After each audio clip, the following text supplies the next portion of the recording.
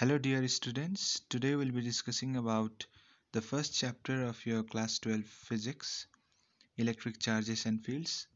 So what is electrostatics? So electrostatics basically is the branch of physics which deals with the study of charges at rest. So the main thing here is charge चाहिँ हाम्रो move गरेको छैन, it is in rest, that is static charge. The forces between the static charges, field and potentials due to these charges is called electrostatics or static electricity or frictional electricity. यो सबै static electricity, frictional electricity, electrostatics, they all are same term. So what is electric charge? Electric charge ले define कसरी गर्ने? Electric charge is an intrinsic property of protons and electrons. Basically, electric charge is that property of a body due to which it experiences the Coulomb force. कुनै पनि बडीको त्यो property हो electric charge चाहिँ intrinsic property हो जसले गर्दा चाहिँ Coulomb force comes into play. Okay, if someone asks you what is electric charge, you have to define like that. So only there are two types of charge, positive charge and negative charge. What type of substance has positive charge? A proton has a positive charge, negative charge, an electron has a negative charge. So there are third kind of substance which are called neutral. They are neither positive nor negative. So a proton carries charge plus E, and the value of plus E is 1.6 into 10 to the minus 19 coulomb. The electron carries minus E charge, that is minus 1.6 into 10 to the minus 19 coulomb. SI unit of charge is coulomb, denoted by capital letter C. Okay, SI unit भनेको standard unit. So charge, official definition of charge.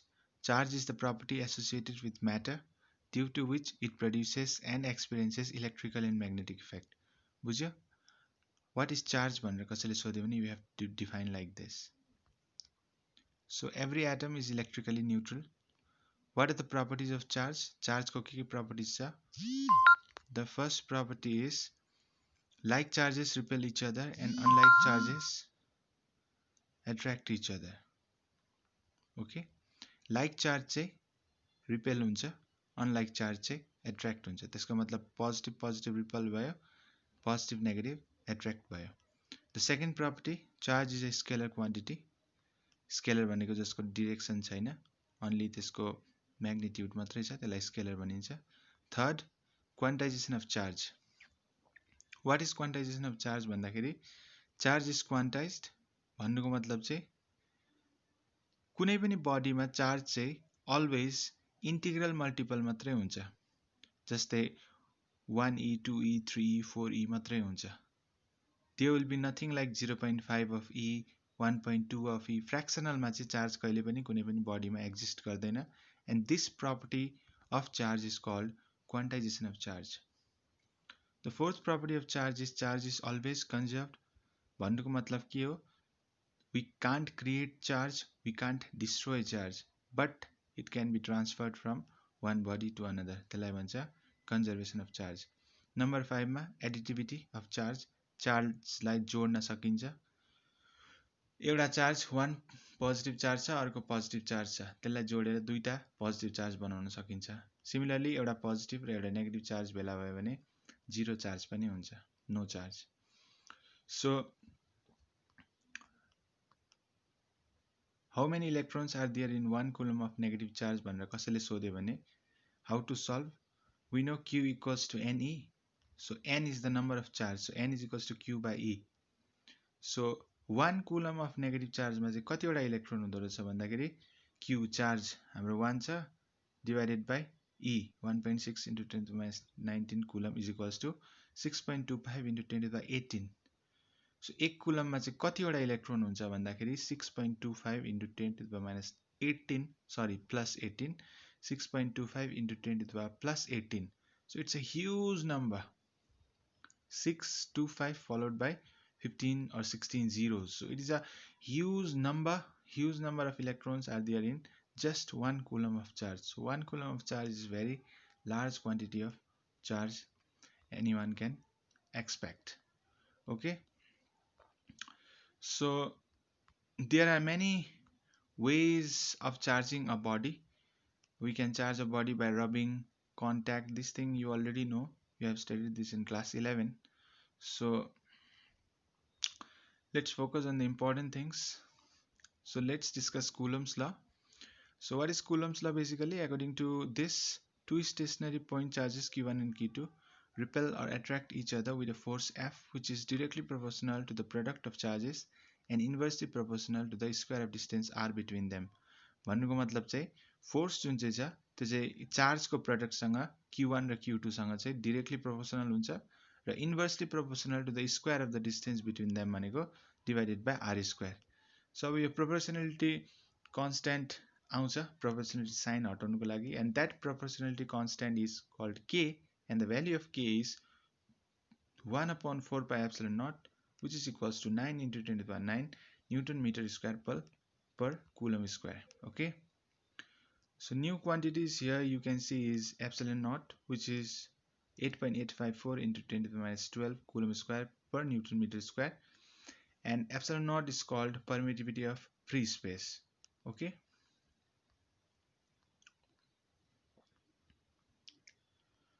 so in vector form, Coulomb's law can be expressed as this: F12 force on 1 because of the second charge 2, F12 भनेको चाहिँ के हो? Force on 1 because of 2 भनेको equals to 1 upon 4 by epsilon naught Q1 Q2 divided by R1 minus R2 को whole cube माथि R1 vector minus R2 vector. So whenever you express this in terms of vector form, मुनि cube हुन्छ मुनि. Whenever you express this in terms of scalar form, मुनि square हुन्छ. Okay, vector form र scalar form को यो difference याद राख्नु. And this important equivalence, force on 1 due to 2 is equals to negative of force on 2 due to 1. 1 मा जति force 2 ले लगाउँदैछ त्यो चाहिँ कति हुन्छ? Negative of 2 मा जति 1 ले लगाउँदैछ. F12 vector in vector notation. Okay, F12 vector is equals to minus F21 vector. दुईटालाई जोड्यो भने you'll always get 0. Sum of the forces always 0. So principle of superposition भनेको के हो? सबै force, if there are many force F1 F2 छ भने net force निकाल्नुको छ भने vectorially add गर्नुपर्छ. F1 plus F2 plus F3 गरेर you have to add all these forces. So next thing is electric field. What is electric field? The space around a point charge in which another charge experienced force of attraction or repulsion. भन्नुको मतलब कुनै पनि चार्जको वरिपरि जहाँ चाहिँ अर्को test चार्जलाई ल्याएर राखियो भने, if you place another test charge in the vicinity or surrounding of that particular charge, that particular test charge will experience some kind of force, and that force is due to electric field. Okay, so electric field intensity भनेको चाहिँ E vector, र E vector को expression चाहिँ force divided by test charge Q naught. So force को expression अघि हामीलाई थाहा नै छ, 1 upon 4 pi epsilon naught Q1 Q2 divided by R square. So electric field को expression एउटा Q cancel हुन्छ, so it will be KQ upon R square will be the magnitude part, and in vector form electric field will be KQ upon R square R cap. Okay, so what are the properties of electric field lines? Basically, what is electric field lines? Electric field lines imaginary line हो. Basically, what do they represent? They represent the electric field. Electric field लाई represent गर्नुको लागि एउटा imaginary line कोरिन्छ. That line is called electric field line. So properties of electric field lines. Electric field lines are continuous curve. They start from positively charged body and end at negatively charged body. Positive बाट सुरु हुन्छ, negative मा खतम हुन्छ electric field lines. Okay. Number 2, second property, tangent to the electric field lines at any point gives the direction of electric field intensity at that point. So कुनै पनि point मा tangent तिमीले draw गर्यो भने के दिन्छ त्यसले? Electric field intensity को direction दिन्छ. Okay. Third property, no two electric field lines can intersect each other. कुनै पनि दुईटा electric field line एका दुसरासँग intersect हुन सक्दैन. किन सक्दैन? किनभने जुन चाहिँ point of intersection हुन्छ त्यो point of intersection मा चाहिँ दुईटा direction हुन्छ. चार्जको कुनै त्यो पोइन्ट अफ इन्टरसेक्सनमा एउटा चार्जलाई राखिदियो भने एकै टाइममा त्यो चार्ज दुईपट्टि मुभ गर्नुपर्ने स्थिति हुन्छ, and that is not possible. Hence we can say electric field lines never intersect with each other. So number 4, uniform field को electric field lines straight and parallel हुन्छ, uniformly spaced हुन्छ. Number 5 मा electric field lines also give us indication of the equipotential surface. Equipotential surface भनेको same potential भएको, same potential. 6, electric field lines always flow from higher potential to lower potential. Potential को कुरा आउँछ next chapter मा. The electric field lines are always normal to the surface, a conductor both while starting or ending on the conductor. एउटा कन्डक्टरमा electric field जहिले पनि normal हुन्छ, 90 degree सर्फेसमा उकालो निस्किन्छ पोजिटिभको लागि. The magnitude of electric field is represented by density of field lines. Electric field intensity at a point is equal to the number of field lines crossing normally a unit area around that point. Okay, so here are some example. Positive को लागि always away from the charge, arrows, look at the arrows for positive charge Q. Negative को लागि always coming inside. For dipole, dipole are two equal and opposite charge separated by some distance. Electric field lines will be like this.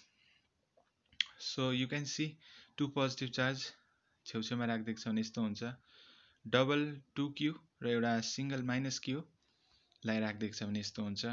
So electric dipole, what is electric dipole?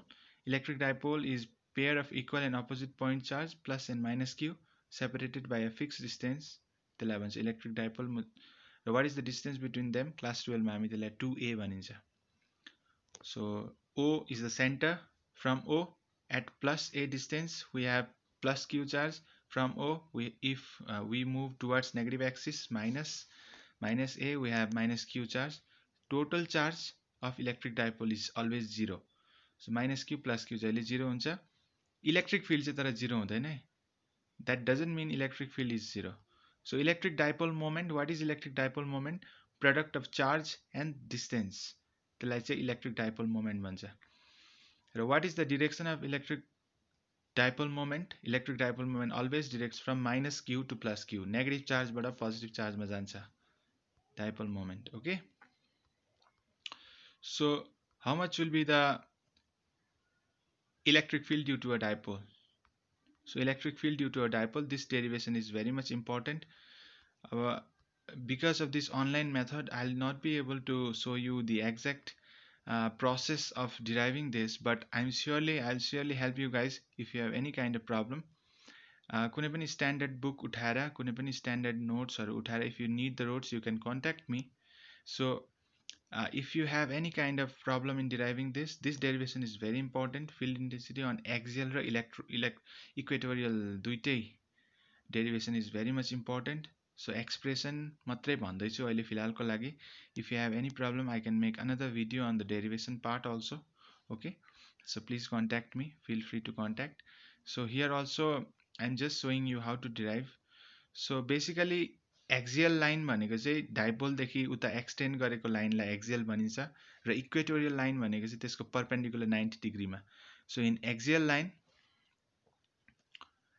लाइनमा if you do the derivation we get electric field as 2p divided by 4 pi epsilon naught r cube. Remember electric field of magnitude for a charge, एउटा चार्जको लागि चाहिँ kq upon r square हुन्छ.